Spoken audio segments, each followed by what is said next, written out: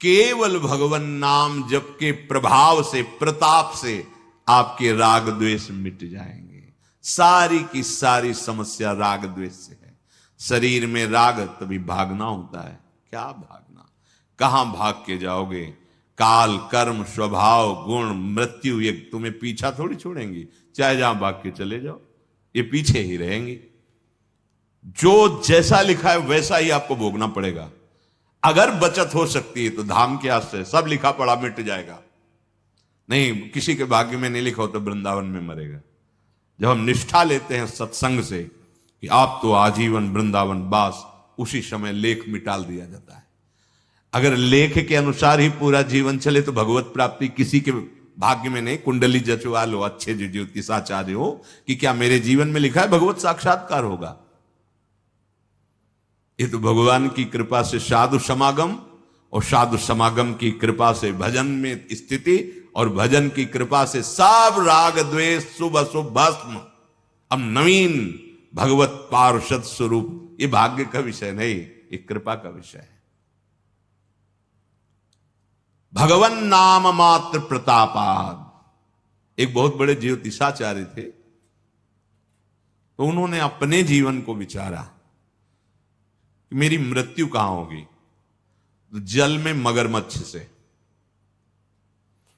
अब उनके हृदय में भय लगा कि जल तो सरोवर, नदी सब जगह होता है, और कहां मगरमच्छ है कैसे पता चले? तो अपनी जमीन बेच दी, घर बेच दिया, और रेगिस्तान स्थान जहां बहुत ही जल का अभाव होता है, ऐसे स्थान में जाके जगह खरीदी, मकान लिया। और भारी ज्योतिषाचार्य थे। अब जब लोगों को पता चला कि इनकी ज्योतिष तो बड़े जोर के है, धीरे धीरे उनका यश राज दरबार में पहुंचा। बुलाए गए, बड़ी ज्योतिष की प्रवीणता देकर राजा ने उन्हें आचार्य पदवी पर विराजमान कर लिया। बड़ा सुख चैन से, आनंद से जीवन कटने लगा। राजा के पास आचार्य पदवी पे तो हर सुख सुविधा सब। राजा के संतान नहीं थी। जिस दिन से उनको आचार्य पदवी पे बैठाला गया, राजा के भाग्य खुल गए। रानी गर्भवती हुई, पुत्र हुआ। अब तो और महाराज का स्वागत कि जब से आचार्य पदवी पे बैठे, खुशहाल जीवन। 12 वर्ष में कुंभ पड़ता है, 6 वर्ष में अर्ध कुंभी पड़ती, 12 वर्ष में कुंभ पड़ा। योग माघ मकर, तीर्थराज प्रयाग।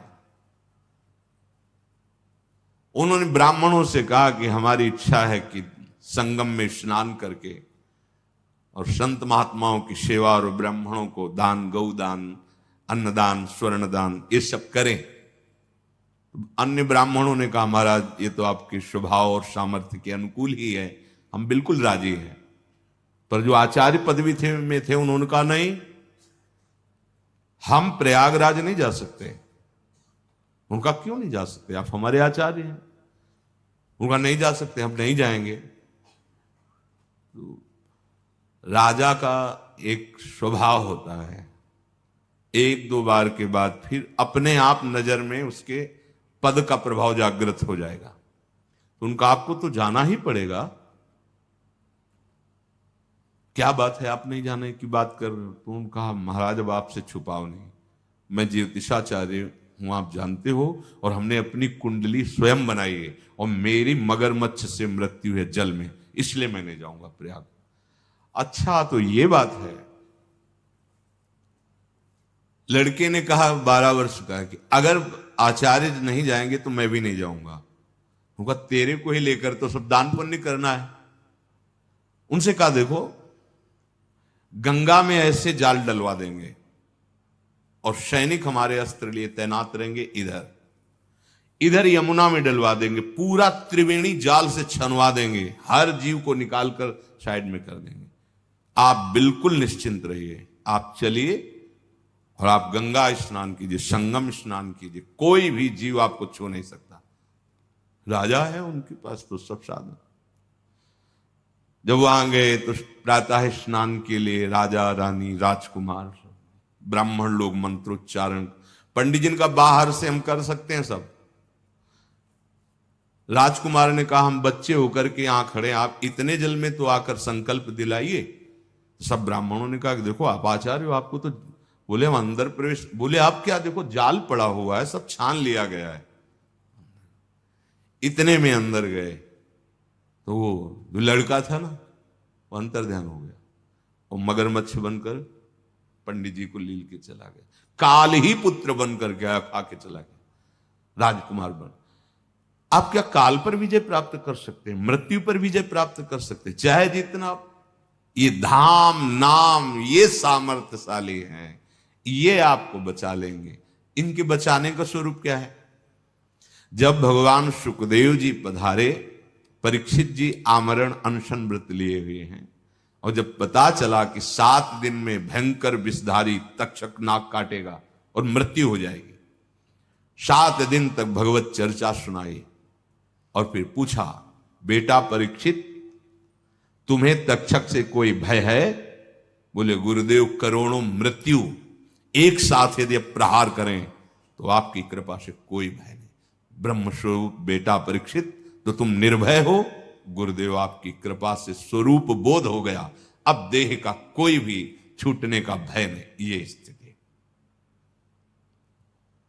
हुआ। सारी व्यवस्था जन्मेजय जी ने कर दी थी, कीड़ा भी नहीं प्रवेश कर सकता। एक विशाल खम्भ, उसके ऊपर महल, कहीं कोई सीढ़ी नहीं, आसपास मंत्रों से घेरा बना हुआ है।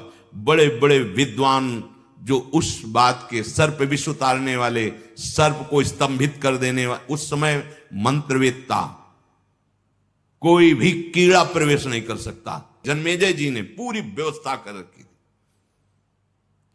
तक्षक विचार कर रहा था कैसे जाऊं। इतने में देखा एक ब्राह्मण बहुत शीघ्रगामी जा रहे थे। बोले कहां जा रहे हो? काश्यप नाम था उनका। वह सुना है परीक्षित जी को सर्प डसेगा तो मैं जिलाऊंगा। बोले इतना तुम्हें मंत्र बल में अहम है, तुम तक्षक के काटे हुए को जिला सकते हो? बोले अवश्य। बोले मैं ही तक्षक हूं। एक वृक्ष, उसमें लकड़ारा काट रहा था लकड़ी, वृक्ष की जड़ में फण मारा तो पूरी आग लग गई, राख हो गया। कमंडल से जल लिया, मंत्र पढ़ा, मारा तो पूरा नवीन हरा वृक्ष और लकड़ारा वैसे जीवित। तो उनका तुम्हें जो चाहिए ले लो, इसी के नीचे धन गड़ा हुआ है, तुम भेंट ही तो लेना चाहते हो, आगे बढ़ा। जो कुछ फल पुष्प ऋषिजन ले जा रहे थे भेंट देने के लिए, उन्हीं में इतना सूक्ष्म कि दिखाई ही न दे। बस ये भी परीक्षित जी के हाथ में रखा है, विशाल तक्षक रूप होकर। कुछ टाल सका है क्या? श्री सुखदेव मुनि ने शरीर राग रहित करके स्वरूप में स्थित कर दिया। बस जैसे पुराना वस्त्र त्यागने में कोई कष्ट नहीं होता, ऐसे ही महाभागवत जनों को शरीर त्यागने में कोई कष्ट नहीं होता। राग का नाश होना ही सर्व साधनों का फल है। पर वो कैसे नाश होता है? भगवन नाम मात्र प्रतापाद। बस यही विश्राम भूमि है। हर समय राधा राधा राधा राधा राधा। ये तर्क वितर्क छोड़ो, क्यों में छोड़ो, पान करो राधा नाम सुधारसम, फिर आपको खुद अनुभव में आएगा। अभी तो प्राण पोषण देह भाव में ही लगा हुआ है। समर्पण किसका हुआ? मन का कि तन का कि भाव का कि संबंध का? नाटक करते हो तो भागना ही पड़ेगा।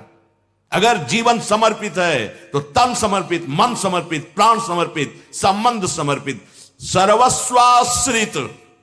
तो शब्द आगे लिखा है पोषण व्रत। ये वृंदावन का व्रत है कि उसका पोषण होगा। और आगे मुपेता शेष दोष क्षमा, जितने अपराध तुम्हारे बनेंगे वो वृंदावन क्षमा कर देगा। राधा माधव को मोहित किए हुए वृंदावन, वृंदावन परित्यज्य पादमेकम न गच्छति। एक कदम भी हमारे युगल सरकार वृंदावन से बाहर नहीं जाते। कभी किसी रसिक महापुरुष को अगर कहीं वो, तो जहां होगा वहां पहले वृंदावन उसके हृदय में प्रकाशित होगा, फिर प्रियालाल का साक्षात्कार होगा। मनमथ कला सर्वस्व कोशम, प्रिया प्रीतम की प्रेम रस लीला, जो एकदम एकांतिक है। जैसे महाराजा के राज दरबार का वैभव खुला है, जैसे ही हरिवंश प्रताप रूप गुण वय बल श्याम उजागर, ये राज दरबार है। चारों वेद जिनका यश गान करके नेति नेति कहते रहते हैं, 18 पुराण स्मृति सब महिमा का गान करते हुए हाथ उठा के कहते हैं कि हम आपका पार नहीं पा सकते। ये राज दरबार और ये एकांतिक प्रेम, जहां श्री लाडली जी की सखियों की कृपा दृष्टि से भाव स्वरूप की प्राप्ति होने पर ही प्रवेश होता है। जिन गोपीजनों की अद्भुत प्रेम महिमा आचार्यों ने गाई है, तिन गोपिन ते दुर्लभ माई, नित्य विहार सहज सुखदाई। श्रीपति दुर्लभ, श्रीपति के लिए भी कह दिया। शिव श्रीपति यद्यपि ललचाही, मन प्रवेश थे। ये एकांतिक प्रियाजू का महल है। राधा माधव मुग्ध, कितनी सामर्थ्य वृंदावन की है। प्रिया प्रीतम को मुग्ध किए हुए हैं। लालजू की एक झलक ब्रह्मबोध संपन्न महापुरुष को अधीन करने के लिए संपूर्ण सामर्थ्य होती। एक झलक मात्र देखो ना, बंशी विभूषित करा नवनीरदा, कह कृष्णात परम किमपि तत्व हम न जाने। अद्वैत वेदांत के सिद्ध महापुरुष हैं श्रीमद सूदन सरस्वती जी महाराज, कह रहे कृष्ण से बढ़कर कोई परम तत्व है मैं नहीं जानता। ऐसे श्री कृष्ण हमारी प्यारी जू के प्रेम के अधीन है। ऐसे प्यारी जू और प्यारे जू को वृंदावन अपने अधीन किए हुए हैं। ऐसे वृंदावन ने हमें स्वीकार किया है।